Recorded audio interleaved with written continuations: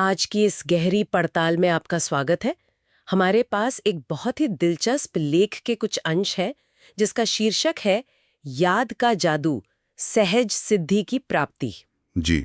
और ये लेख 18 जनवरी 2008 की एक आध्यात्मिक चर्चा पर आधारित है। और इसमें कुछ ऐसे विचार हैं जो पहली नजर में थोड़े अजीब लग सकते हैं। एक तरफ याद का जादू मंत्र जैसी बात है और दूसरी तरफ शरीर को कपड़ों की तरह देखने का नजरिया। तो आज हम इन्हीं आइडियाज को कुरेदने की कोशिश करेंगे और समझेंगे कि लेखक बिना मेहनत के महारत यानी सिद्धि हासिल करने के बारे में क्या कहना चाहता है। बिल्कुल। ये स्रोत 3 हिस्सों में हमारे सामने आता है। एक वरदान है, कुछ इशारे हैं और एक स्लोगन। अच्छा। वरदान हमें याद की शक्ति के बारे में बताता है। इशारे हमें अशरीरी यानी देह से परे होने के अभ्यास की तरफ ले जाते हैं और स्लोगन इन सब का सार बताता है। देखते हैं ये सब मिलकर क्या तस्वीर बनाते हैं। चलिए फिर शुरू करते हैं। श्रुत की शुरुआत ही एक वरदान से होती है। याद के जादू मंत्र द्वारा सर्व सिद्धियां प्राप्त करने वाले सिद्धि स्वरूप भव। अब याद को एक जादू का मंत्र कहना, सच कहूं तो ये सुनने में थोड़ा पैसिव नहीं लगता? जैसे बस कुछ याद करते रहो और सब अपने आप ठीक हो जाएगा। ये एक बहुत जरूरी सवाल है और पहली बार पढ़ने पर ऐसा लग सकता भी है। लेकिन यहाँ याद का मतलब किसी गुजरी हुई बात को सोचना भर नहीं है। तो फिर क्या है? ये एक एक्टिव मेंटल स्टेट है, चेतना की एक सक्रिय अवस्था। स्रोत इसे महामंत्र कहता है, जिसका मतलब है ये कोई साधारण विचार नहीं बल्कि एक शक्तिशाली टूल है जो चेतना को एक खास दिशा में टिकाए रखता है। अच्छा, तो ये एक तरह का फोकस हुआ, जैसे कोई एथलीट अपने लक्ष्य पर ध्यान केंद्रित करता है या कोई कलाकार अपने काम में, क्या कहते हैं, पूरी तरह डूब जाता है, उस जोन में होता है। बहुत अच्छा उदाहरण है। बिल्कुल, ये उसी जोन की बात है, लेकिन ये किसी बाहरी काम के लिए नहीं बल्कि अपनी आंतरिक अवस्था के लिए है। लेख कहता है कि ये जादू मंत्र सेकंड में परिवर्तन कर देता है। 1 सेकंड में परिवर्तन। सच कहूं तो ये बात हजम करना थोड़ा मुश्किल है। हमारी तो छोटी छोटी आदतें बदलने में सालों लग जाते हैं। सही बात है। लेखक यहाँ किस तरह के परिवर्तन की बात कर रहा है? देखिए, ये भौतिक परिवर्तन की बात नहीं है, ये दृष्टिकोण या पर्सपेक्टिव में बदलाव की बात है। जैसे सोचिए, किसी मुश्किल हालात में आप फंसी हुई हैं और अचानक आपको एक ऐसा आइडिया आता है जो पूरी समस्या को देखने का आपका नजरिया ही बदल देता है। अच्छा। समस्या वही रहती है पर आपके लिए उसका मतलब बदल जाता है। ये सेकंड में परिवर्तन उसी तरह का मानसिक बदलाव है और याद आपको एक ऊंचे दृष्टिकोण पर ले जाती है जहां से समस्या छोटी दिखने लगती हैं। ठीक है, ये बात कुछ समझ में आई। और फिर इसमें एक और बात पे जोर दिया गया है कि सिर्फ याद में रहना बड़ी बात नहीं, सदा याद में रहना बड़ी बात है। हाँ, और यहीं पे असली चुनौती है। अस्थायी तौर पर तो कोई भी फोकस कर सकता है, लेकिन उस अवस्था को अपनी चेतना का डिफॉल्ट मोड बना लेना, वही असली महारत है। स्रोत कहता है कि जब कोई सदा याद में रहता है तो उसे सिद्धियां प्राप्त नहीं करनी पड़ती, बल्कि वो खुद सिद्धि स्वरूप बन जाता है। हाँ, ये बात तो हर फील्ड में दिखती है। आप किसी भी महान संगीतकार या पेंटर को देखें, उनकी कला में जो सहजता दिखती है वो असल में हजारों घंटों की सदा याद या अभ्यास का ही नतीजा है ना। बिल्कुल। सफलता फिर कोशिश करके नहीं आती, वो उनके स्वभाव से बहने लगती है। आपने बिल्कुल सही पकड़ा। सफलता एक घटना नहीं बल्कि एक स्वभाव बन जाता है। उस व्यक्ति के हर काम में परफेक्शन अपने आप झलकने लगता है। उसे मेहनत नहीं करनी पड़ती क्योंकि वो सही काम सही तरीके से करने के अलावा कुछ और कर ही नहीं सकता। याद ही सब सिद्धियों की चाबी है।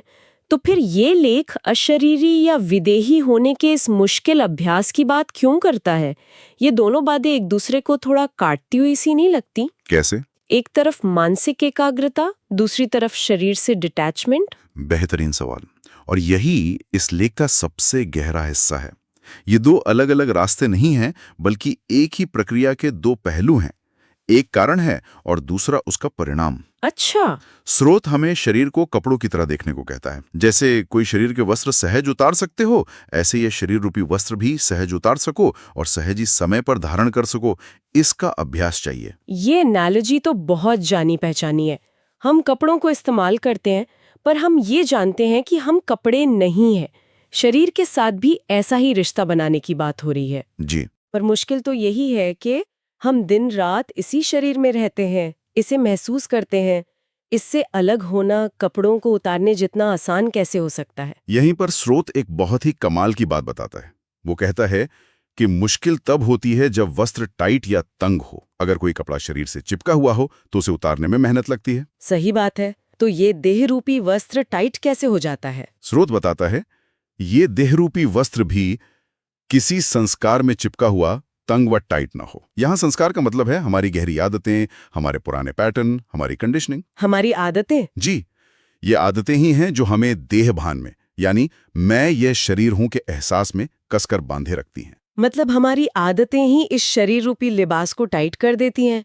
ये तो साइकोलॉजी की बहुत गहरी बात कह दी। इसका कोई उदाहरण दे सकते हैं? जरूर। मान लीजिए किसी को हर छोटी बात पर चिंता करने की आदत है। ये चिंता सिर्फ एक विचार नहीं है, ये शरीर में भी महसूस होती है। पेट में खिंचाव, कंधों में जकड़न। बिल्कुल। अब ये शारीरिक एहसास उस चिंता की आदत को और पक्का करता है, और आदत उस शारीरिक एहसास को, ये एक चक्र बन जाता है। यही है शरीर रूपी वस्त्र का संस्कार में चिपकना या टाइट होना। उस व्यक्ति के लिए अपने शरीर के तनाव से खुद को अलग देखना लगभग नामुमकिन हो जाता है। और इसका समाधान क्या बताया गया है? समाधान बहुत ही सरल और उतना ही मुश्किल है। सभी बातों में इजी रहो। इजी रहो? पर इसका मतलब क्या है? क्या इसका मतलब है कि परवाह करना छोड़ दें? अगर कोई मुश्किल हालात है तो कोई इजी कैसे रह सकता है? इजी रहने का मतलब लापरवाही या उदासीनता नहीं है। इसका मतलब है आंतरिक घर्षण या तनाव के बिना काम करना। अच्छा।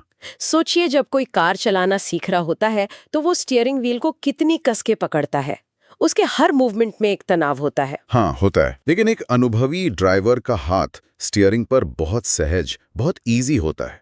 वो ज्यादा अलर्ट और ज्यादा कुशल होता है, पर बिना किसी तनाव के। यहाँ इजी रहने का मतलब यही है, जागरूकता के साथ सहजता। अच्छा, तो अब मुझे कनेक्शन समझ में आ रहा है। आप कह रहे हैं कि याद का अभ्यास ही हमें इजी होने में मदद करता है, लेकिन कैसे? इन दोनों के बीच का लिंक क्या है? यहाँ एक बहुत गहरा मनोवैज्ञानिक लिंक है। जब चेतना लगातार किसी ऊंची अवस्था की याद में टिकी होती है तो उसे छोटी छोटी आदतों और शारीरिक डिस्कम्फर्ट से अपनी पहचान या ऊर्जा खींचने की जरूरत नहीं पड़ती। मतलब वो आदतें कमजोर पड़ जाती हैं। वो आदतें जो असल में हमारा ध्यान और ऊर्जा खींचने के तरीके हैं, अपने आप अप्रासंगिक, मतलब इर्रेलेवेंट हो जाती हैं। याद उस टाइट कपड़े के धागे तोड़ने जैसा है। वाह! जितनी मजबूत याद, उतनी जल्दी धागे टूटते हैं। वाह! मतलब याद वो शक्ति है जो हमें अपनी आदतों से ऊपर उठने की ताकत देती है, और जब हम उन आदतों की पकड़ से ढीले पड़ जाते हैं तो हम स्वाभाविक रूप से इजी हो जाते हैं, हमारा वस्त्र ढीला हो जाता है। एग्जैक्टली। और जब कोई इस तरह बोझ और मेहनत से मुक्त हो जाता है, जैसा शुरू में कहा गया था, तो सफलता या सिद्धि स्वाभाविक रूप से मिलती है। क्योंकि अब उसकी ऊर्जा पुरानी आदतों से लड़ने में बर्बाद नहीं हो रही। सही कहा। वो पूरी तरह से वर्तमान क्षण में उपलब्ध है और वहीं से रचनात्मकता और कुशलता पैदा होती है। ये सब मिलकर एक पूरी तस्वीर बना रहा है, और ये हमें स्रोत के आखिरी हिस्से पर लाता है, जो एक स्लोगन है। जी। सेकंड में विस्तार को सार रूप में समा लेना, अर्थात अंतिम सर्टिफिकेट लेना। ये सुनने में बहुत गहरा और भारी भरकम लगता है। विस्तार को सार में समाना, इसका क्या मतलब है? कोई आम जिंदगी का उदाहरण दे सकते हैं? बिल्कुल। सोचिए कि आप एक जरूरी बिजनेस मीटिंग में हैं। आपके सामने 50 पन्नों की रिपोर्ट है, बहुत सारे आंकड़े हैं और 10 लोग अपनी अपनी बात कह रहे हैं। ये सब विस्तार है। और ज्यादातर लोग इसी विस्तार में, इसी शोर में खो जाएंगे। सही कहा। और कंफ्यूज हो जाएंगे कि फैसला क्या लेना है। एकदम। लेकिन एक अनुभवी लीडर, जिसका दिमाग शांत और केंद्रित है, वो उस सारे शोर के बीच से उस एक मुख्य बात को पकड़ लेगा जो सबसे ज्यादा मायने रखती है। वो 1 सेकंड में समझ जाएगा कि इस पूरी चर्चा का सार क्या है, असली मुद्दा क्या है। यही है विस्तार को सार में समाना।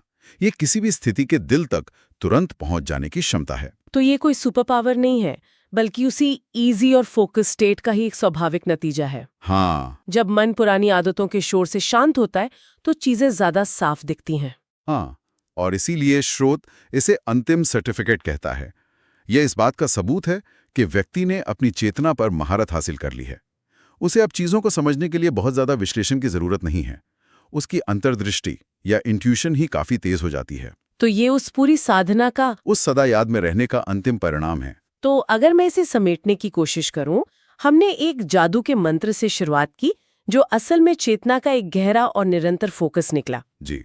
फिर हमने समझा कि ये फोकस हमें हमारी पुरानी, हमें बांधने वाली आदतों से आजाद करता है। और जब हम उन आदतों से आजाद होते हैं तो हम शरीर में रहते हुए भी उसके गुलाम नहीं रहते, हम ईजी हो जाते हैं। हमारा शरीर रूपी वस्त्र एक आरामदायक लिबास बन जाता है, जेल नहीं। बिल्कुल। और इस आंतरिक सहजता और स्वतंत्रता का ही नतीजा है वो असाधारण मानसिक स्पष्टता, जहां हम किसी भी जटिल स्थिति के सार को तुरंत पकड़ लेते हैं।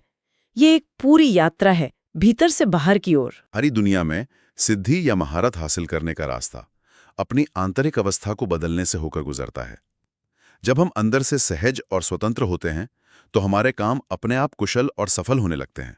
ये संघर्ष की जगह प्रवाह में जीने का दर्शन है। इस पूरी चर्चा से एक सवाल सोचने के लिए रह जाता है।